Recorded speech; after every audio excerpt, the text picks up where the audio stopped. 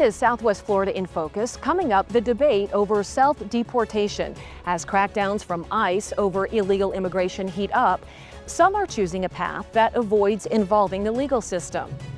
As cold and dry conditions continue to plague the Sunshine State, officials warn that the region is now a potential tinderbox.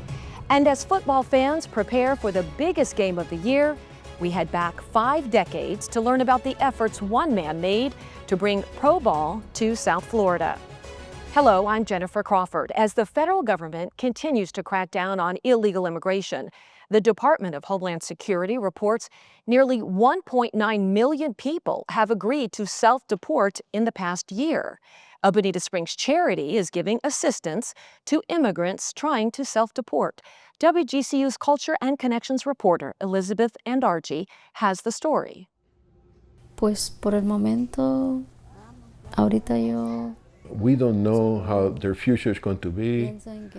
We're going back to our country, and we'll have to figure it out once we're there. Ariana is shopping for her children, but not for a birthday or a holiday present. These toys are for the journey back to Guatemala. Back because Ariana and her 2 kids are self-deporting. 2 weeks ago, ICE detained Ariana's husband. Within a week, he was deported. Pues todo estaba bien porque él... He was an excellent husband. After work, he would come and he would play with the kids, and they had a good time. And also, when I became sick, he would take care of me as well. Ariana says she struggled as the sole breadwinner and caretaker.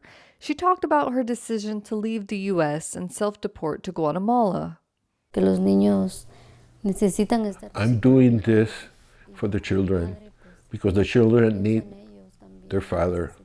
I'm doing this because they need him emotionally. I'm doing this for the family. When it came to the impending trip, that's when Ariana's children started asking questions. She told them a partial truth. They're going to Guatemala for vacation. Y ellos decían que si papá estaba And then they asked if daddy is working, how come he left the phone home? That's strange. Voices of Bonita is a grassroots organization, and when it started hearing stories like Ariana's, it launched an emergency grant program. En estos momentos... In that type of situation, any support, emotional, economically support, it's very much welcome. So I felt grateful. As soon as someone loses a breadwinner because of a deportation, they need immediate money right away. So why don't we just get them $100 right in their hands? They can pay rent, buy food. Ajpal Colleen Mesa is the co-founder of Voices of Bonita. He founded it in July of 2025 and says the organization has plans to lend a helping hand and push forward for those going through the immigration process. I would really like the community to know that we really just care about our neighbors, that we really don't see the person next to us as an immigrant or a citizen. They're just a neighbor in need, and we want to kind of cushion some of the challenges that they're facing and give them hope and let them know that there is some decency and humanity left in their immediate streets. For WGCU News, I'm Elizabeth Andarge. For more on the discussions involving immigration and customs enforcement, we are joined by immigration attorney Indera DeMine of Fort Myers. Ms. DeMine, thank you so much for joining us. Thank you for having me. Can you first explain what is your practice? What does it focus on? What are the cases it's mostly facing right now regarding immigration? Okay, yes. So we are a full-service immigration law firm, which means we handle everything from investor visa employment petitions to removal defense. So we represent folks who are currently in immigration court proceedings, and we have seen an influx of those cases as of late. Can you explain what concerns you have, if any, about the handling of immigration cases currently? Sure. So, as of late, we've seen an influx of detention, obviously. And in the past, I'm able to meet with family members and say, this is what to expect next. After your family member's taken into custody, this is what happens next. That has sort of been um, all over the place as of late. And I think because part of that might be because the system is a little overwhelmed. And so what we're seeing is, folks might be detained, but it's harder to find them in the system.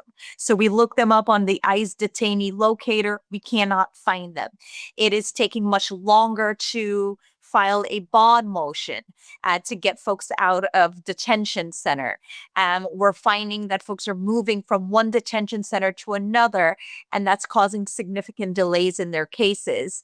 We're finding that there is higher deniability on bonds, and so immigrants are spending a longer time in detention center. So I am seeing what I would consider some due process issues.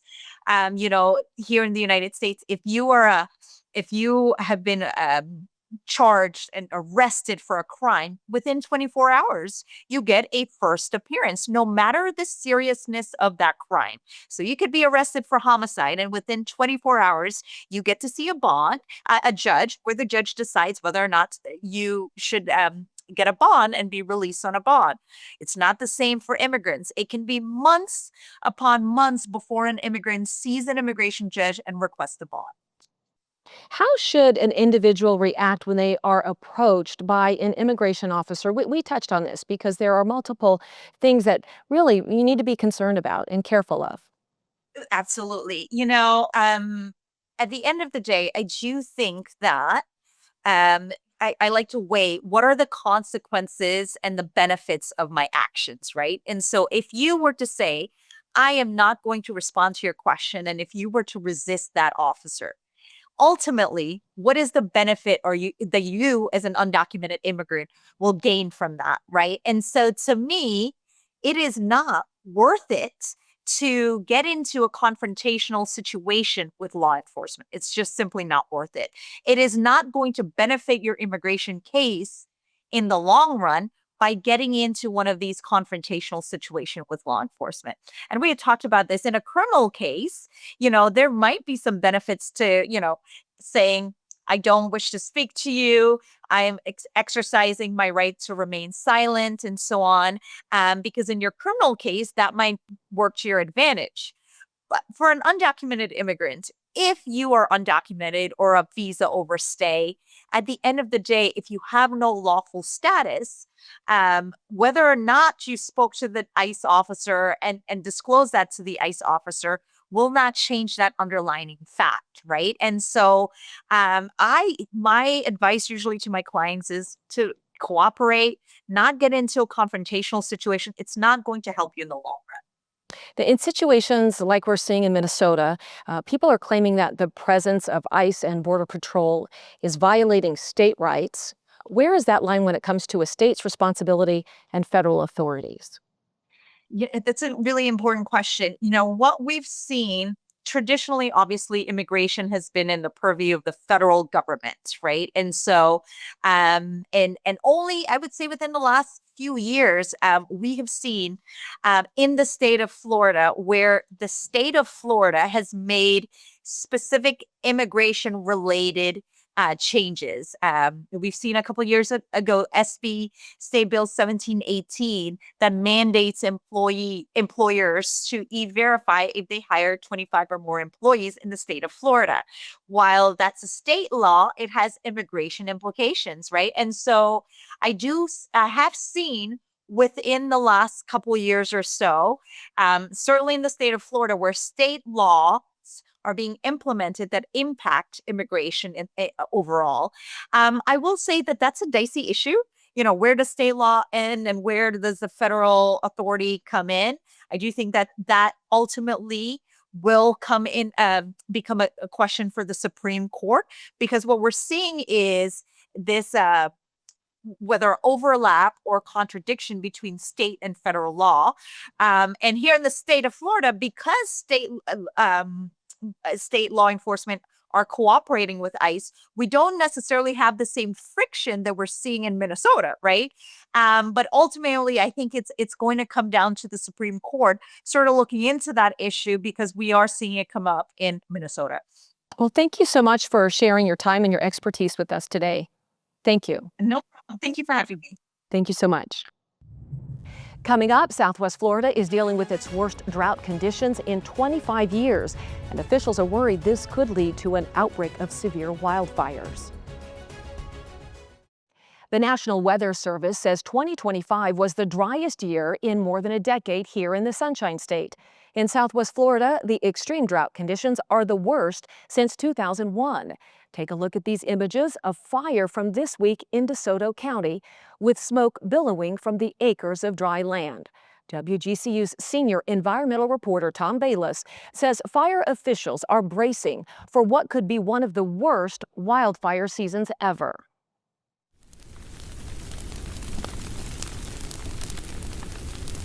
One of the key elements for working together is reducing risk and improving safety throughout Collier County. With a year-long drought still gripping Southwest Florida, there is little doubt that wildfires are in the region's near future. Unknown is how big the forest fires will get, and if any homes or lives will be lost as the region enters the state's dry season, already parched. We're anticipating that we're going to see an early and more active than regular brush fire season in the upcoming year. This is mostly due to the current weather pattern and the significant drought that we are experiencing. That was Chris Wolf, chief of the Naples Fire District, at the airport to talk about the coordinated efforts surrounded by the special equipment firefighters use to put down wildfires. The helicopters that police pilots use to drop huge buckets of water. The bladed tractors that cut fire lines 3 feet into the ground, right in front of an advancing wildfire, by Florida forest rangers like Jesse Lavender. We're in a significant drought, depending on if you're in Collier County, and if we're speaking to that, even the little bit of rain we received today isn't doing anything. We need feet of rain.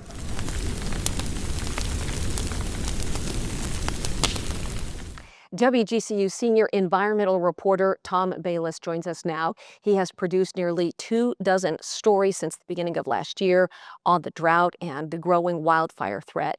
And 2 weeks ago, you published a story that also talked about the dangers, indicating that pine trees are now like standing matchsticks because this threat is so severe. Can you tell us more about the significance of the threat? Yeah, the wildfire threat's very significant in Florida right now, especially Southwest Florida. The 6 agencies that came together last month in Naples, that's not common. They came together for Wildfire Awareness Day, from Florida Forest Service to Northport and the agencies in Southwest Florida, which are the driest part of the state and have been that way for about a year. So 6 agencies came together to warn everybody. It's that significant. Yes, and that does not happen every day. The threat has been since the drought started gripping Southwest Florida in February of last year. And even last year's rainy season, it was anemic. It didn't drop enough rain. We didn't have any hurricanes. Fort Myers alone was 12 inches below its normal amount of its normal amount of rainfall for the summer. So that drought has continued and just gotten worse until now, where our numbers for the dryness of the wilderness and pine trees like matchsticks is high.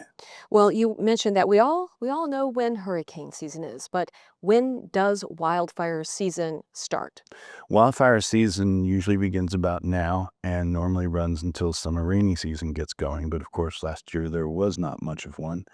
And the months of June and July can sometimes be the worst because maybe the rain's a little delayed. That happened in the late 90s. There was a horrific wildfire season in more northern Florida during that year.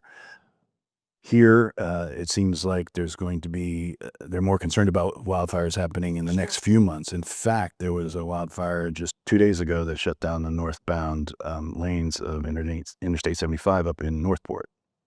We have local firefighters that are sounding the alarm. Is anyone else? Yes, we've actually gotten national attention pointed right at Southwest Florida. The National Interagency Fire Center in Boise, Idaho has issued alerts for us, as has AccuWeather, the private weather forecasting firm based in Pennsylvania. They've said, hey, Southeast, look out. What can we do as homeowners, as citizens in Southwest Florida, to help as much as we can? Well, if you live in one of the woodsy subdivisions, I call them, ones built into the woods, a little more inland, you need to build a defensible space around your house, and that is a 30 or 40-foot buffer where nothing can burn. And we're talking not just wood piles or propane tanks, but you might even think of a wooden fence around your house. That can act like a wick and bring the wildfire from the woods straight to your house.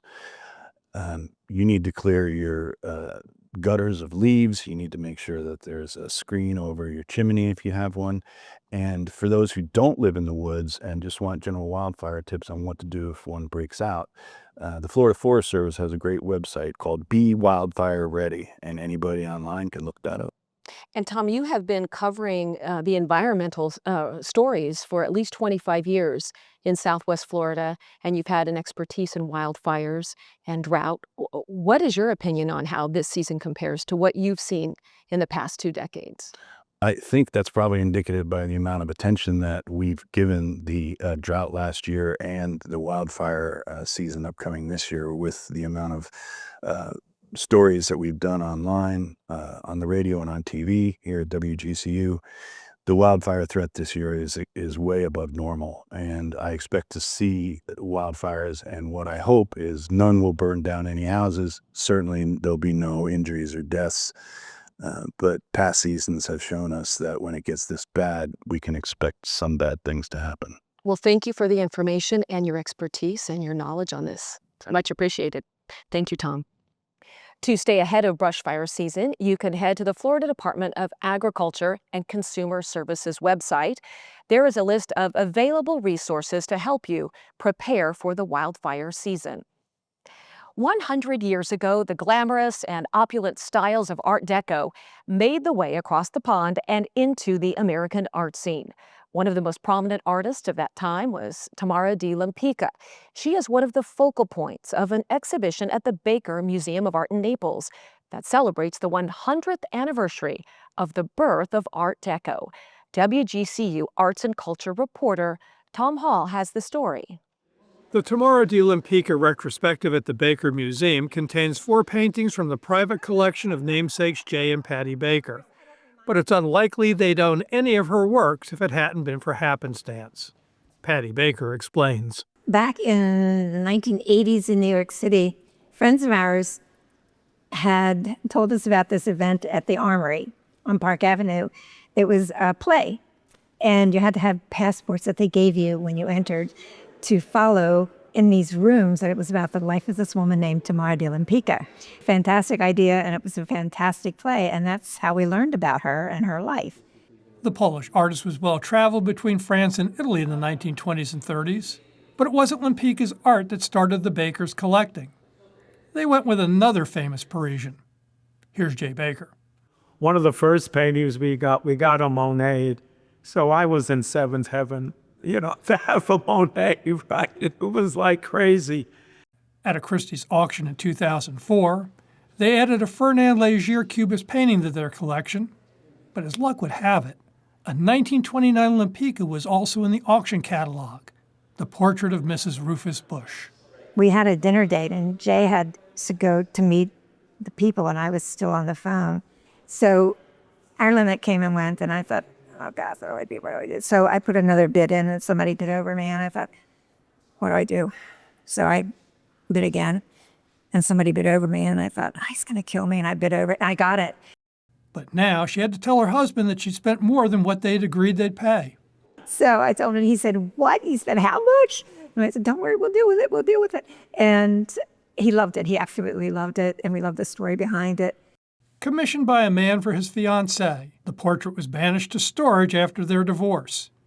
6 decades later, the daughter decided to sell it and got way more than she ever dreamed. On the alert for more Lempickas, the Baker saw a second painting in a Christie's catalog titled Woman with Dove from 1931. And I remember we were driving somewhere and we were bidding on it, and we were told we got it. We rode off the road. Don't bid and drive, the keyword on that. Since then, they've acquired 2 more Lempicka portraits, including a mesmerizing painting of the artist's daughter, Cosette. There was one that got away. That was Portrait of Marjorie Ferry, which sold at Christie's London in 2020 for $21 million.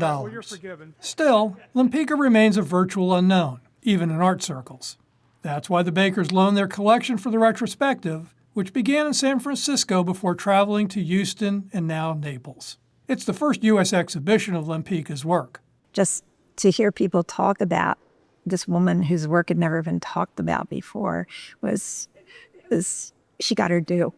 So I'm hoping that it opens people's eyes now and that more people learn about her and that she is included in studies in school. There's still time to see Tamara de Lempicka at the Baker Museum of Art, but not much. The exhibition closes February 8th.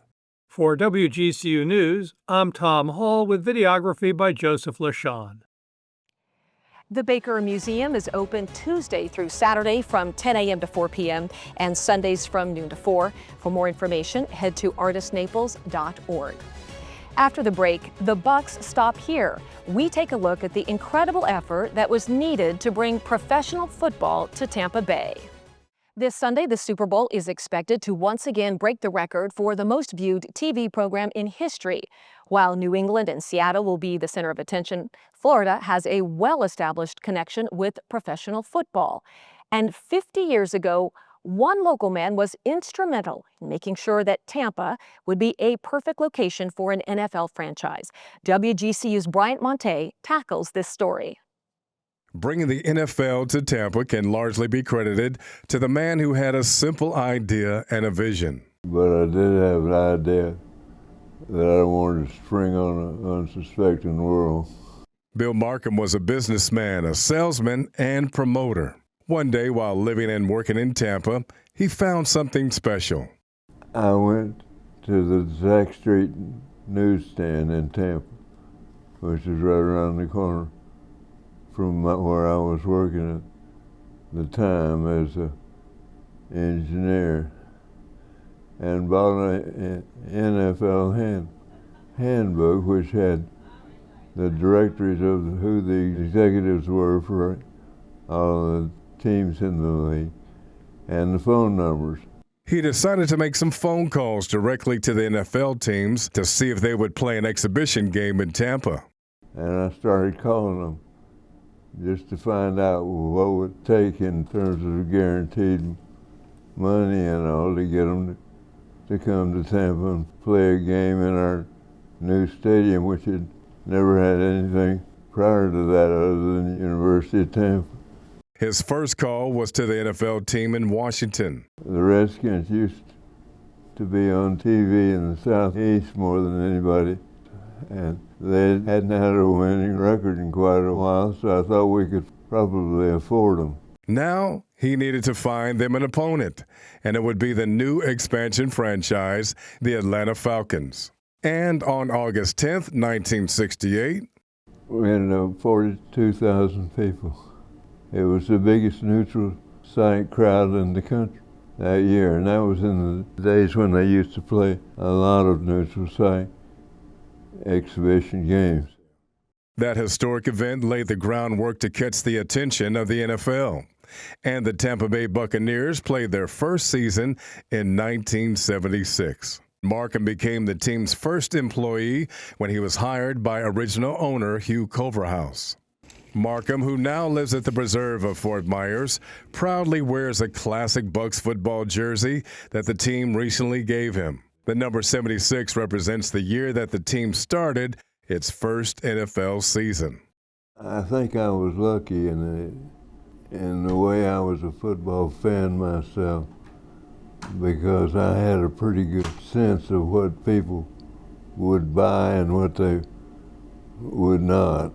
My part was I gave them the opportunity by bringing those games in. That part I will take credit for.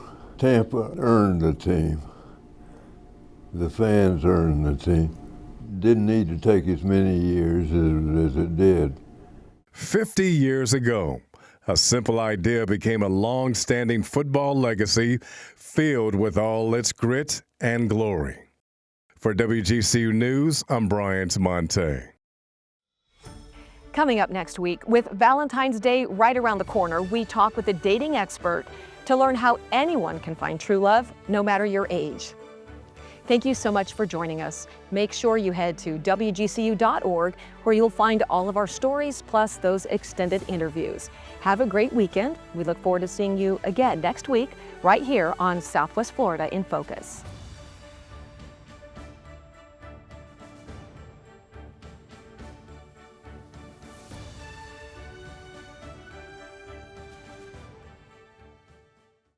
Thanks for watching. We've got more great content for you, from the news to the arts to the environment. So be sure to like and subscribe to WGCU's YouTube channel and follow us on all of the social media platforms for the stories that matter to you.